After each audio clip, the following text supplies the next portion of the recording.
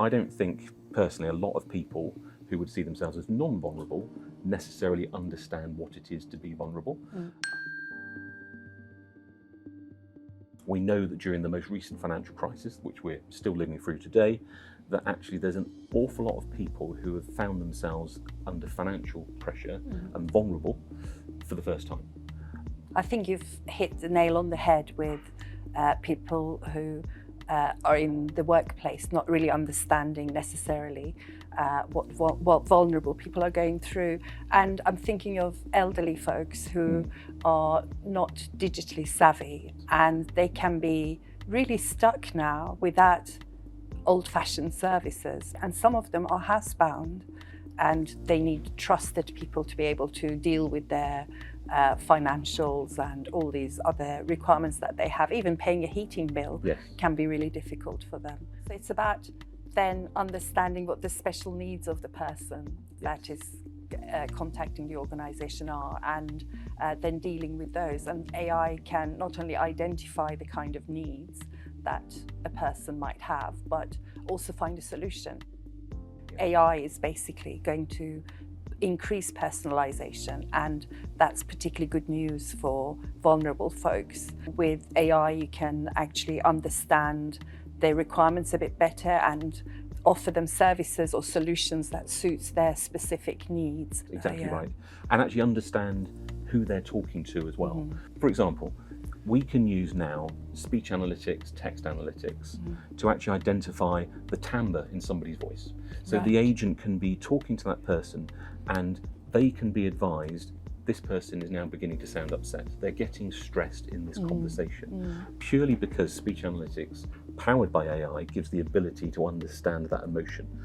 That then allows the agent to potentially take action. And the same with text analytics as well, is actually reading what is going on in those chat messages or other channels, and again being able to interpret, because of the way the wording is going, even picking up on the fact that somebody might use uppercase, somebody's getting angry.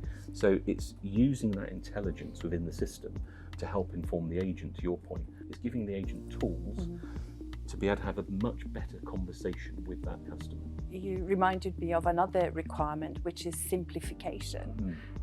You know, people might not all have the same level of education, so they, the way that documents are worded might make life difficult for them. So actually simplifying, we all know how difficult legalese is, you know, dealing with legal contracts and so on. So AI being used to simplify, identify where the need is and simplify the language.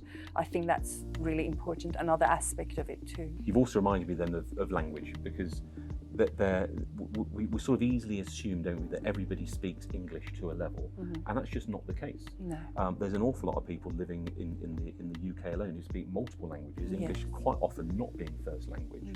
And historically, we've had to handle those calls by having somebody who spoke that language with them. AI enables that to be much more fluid. There are great examples of how AI is actually helping the agents or social workers reach out and preemptively reduce, avoid problems. I came across a really good case study where some local authorities in the US are now using data that is available to them as government bodies. AI then analyzes that data and predicts when somebody might become homeless. It does represent a challenge about the data, data privacy, and in the right hands and for the right purposes, that's perfect. But I think we do need guardrails that would then protect people in other circumstances where it could be used negatively against them. I think financial services historically have been quite good at using that data to predict where problems might be coming. It's how other sectors of the business community, to your point, do a similar thing and take their own data, but potentially other data sources to do that level of prediction. There's a big focus on elderly folks who fall prey to financial scams more than other age groups do, and that kind of analysis by financial institutions to identify unusual patterns or transactions that are way beyond what is expected, to actually then contact the account holder. Instead of having to react to something happening, they can potentially proactively plan in advance. The other thing which you touch upon is vulnerability isn't a permanent state. That's so it right. fluctuates. Somebody who might be vulnerable this year for various reasons, in 5 years' time may not be. So it's important that data changes with reality. Otherwise you begin to treat people, again, the world has moved on, they're no longer in that way. Historically, it's been very hard to identify somebody who's vulnerable for whatever that reason might be, partly because it's been wholly reliant upon that individual or a member of that individual's family telling an organisation that they are vulnerable or they're struggling with somebody. But it's still relying upon them being told, as opposed to now using AI to be able to predict and actually identify those people.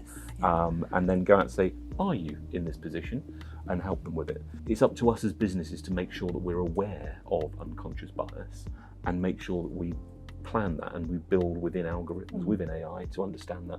And again, the benefit of AI is once it's been planned, it will learn and take that into account.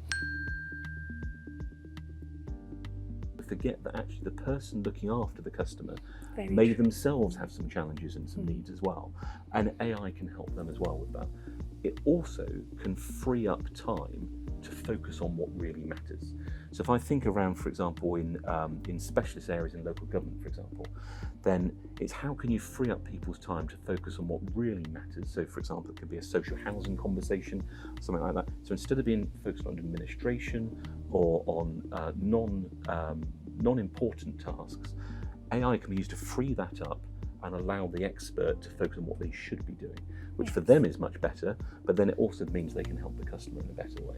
We really believe in, I think it's called human in the loop, but fundamentally we believe in actually AI isn't there to necessarily replace human intervention, it's absolutely there to complement.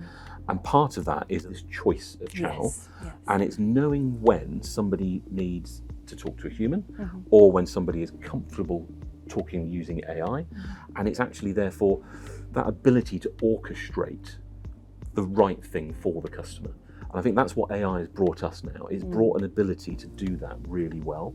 And having trigger words that would directly call the human who should be in the loop, and for example, dealing with bereavement. It's very clunky. An incredibly experienced agent doesn't need that.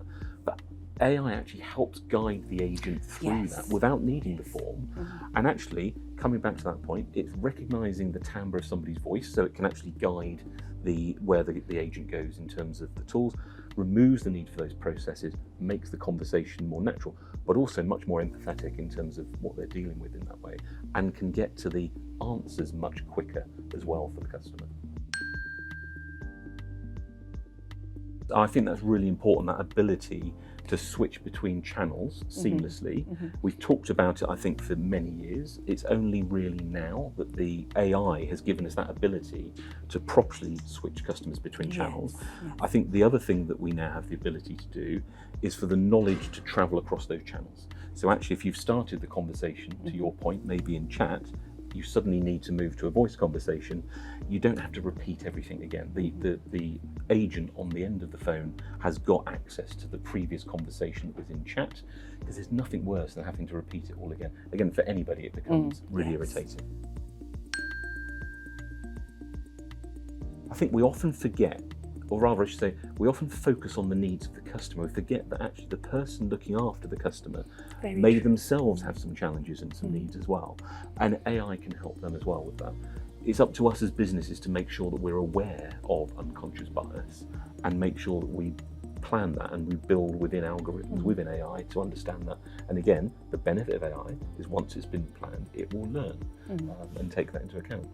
But it's so important for it to be constantly checked and its fairness and lack of bias validated. The good news is that there are tools, open source tools, that help AI developers check their models for bias and testing them for fairness by tweaking key data points so that they can see how the decisions were made and tracing things back and being able to effectively, it's not quite an audit trail, but it's something resembling an audit trail, and making sure that its AI remains balanced and fair. I think that's really important. The difficulty is, I think it's still very immature, the level of data that identifies different vulnerability means. Then another thing that I'd like to see is for organisations to provide really helpful hints and tips as people go through using the forms online, whatever it is that they're doing. I would also like to see is maybe some tools, maybe very simple teaching tools that are available online. If we make the interaction as natural and intuitive as possible, you can take away a lot of that fear.